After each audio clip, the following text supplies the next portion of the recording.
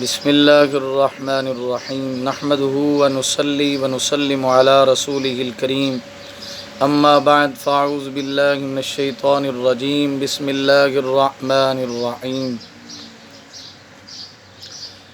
روزہ مسلمان کے اندر صبر کی خوبیاں پیدا کرتا ہے، اسی لیے نبی پاک علیہ السلام نے فرمایا وَهُوَ شَهْرُ الصَّبْرِ وَالصَّبْرُ ثواب الجنہ وشہر المواسات۔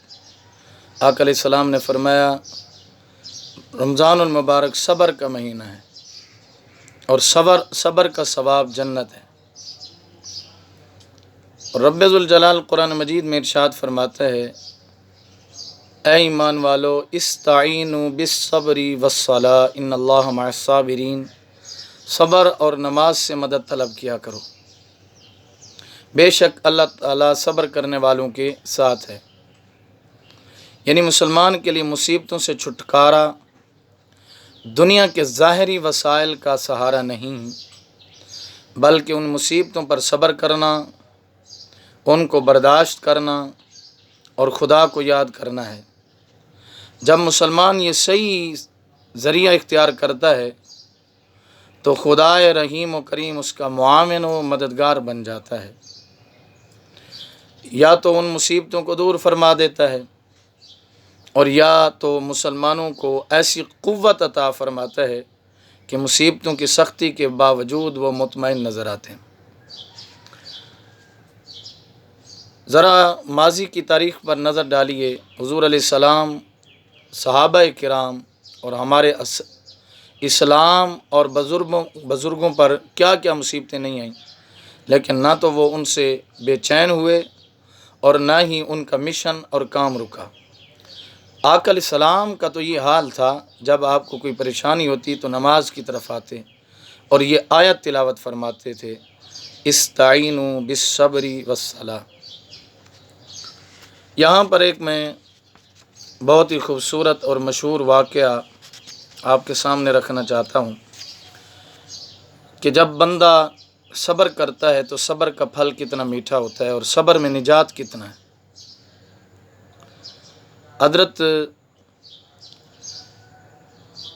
نعیم الدین مرادی رحمۃ اللہ علیہ نے بھی اس بات کو نقل کیا ہے، اور صاحب تفسیر نعیمی والے نے بھی، حکیم الامت مفتی احمد یار خان نعیمی رحمۃ اللہ علیہ نے بھی اس واقعے کو نقل کیا ہے کہ حضرت سلیمان علیہ السلام کے زمانہ کی بات ہے کہ ایک شخص نے ایک نہایت ہی قیمتی بلبل خریدی جو خوب بولتی اور ہر وقت چہچہاتی تھی۔ ایک دن اس کے پنجرے پر آ کر ایک طوطا بیٹھا اور بول کر اڑ گیا۔ اسی وقت سے بلبل نے بولنا چھوڑ دیا۔ وہ شخص حضرت سلیمان علیہ السلام کی خدمت میں حاضر ہوا اور اپنی بلبل کا حال بیان کیا۔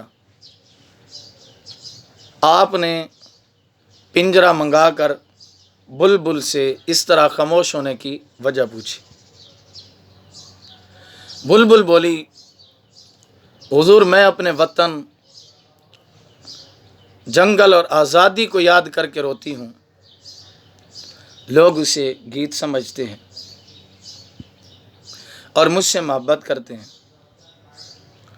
مجھے طوطے نے سمجھایا کہ تیری بے صبری ہی اس قید کا سبب ہے، تو صبر کر، خاموش رہ، تجھے آزادی مل جائے گی۔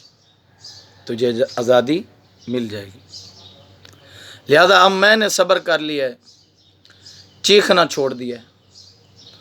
حضرت سلیمان علیہ السلام نے مالک سے کہا یہ اب نہیں بول سکتی اور نہ ہی اب بولے گی۔ مالک بولا یا نبی اللہ، اگر یہ نہیں بولتی تو میں اس کو پال کے کیا کروں گا؟ میں تو اس کی آواز سنتا تھا، اس کے گیت کا عاشق تھا، اس کا گانا سنتا تھا، اس کی سریلی آواز تھی، میں تو اس کی آواز اور گانے کا عاشق تھا۔ اس نے پنجرہ کھولا اور بلبل کو آزاد کر دیا۔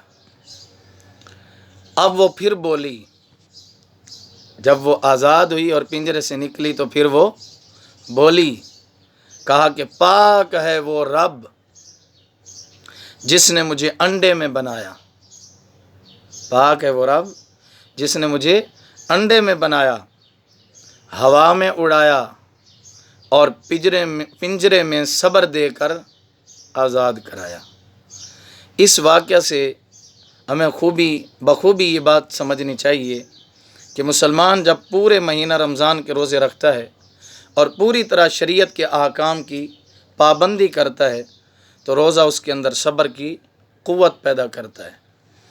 اس لیے نبی کریم علیہ السلام نے اس مہینہ کو شہر الصبر، صبر کا مہینہ فرمایا۔ اللہ تعالیٰ ان روزوں کی برکت سے ہمیں بھی یہ خوبی عطا فرمائے۔ اور آپ نے دیکھا جب بلبل نے صبر کیا تو صبر میں اس نے نجات پائی ہے اور اس کو رہائی ملی ہے۔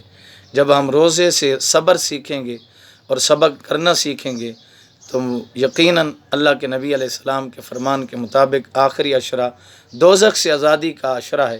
اللہ بھی ہمیں جیسے بلبل کو پنجرے سے آزاد کیا ہے، ایسے اللہ اس عشرے کے تصدق سے دوزخ سے ہمیں بھی آزاد فرمائے گا۔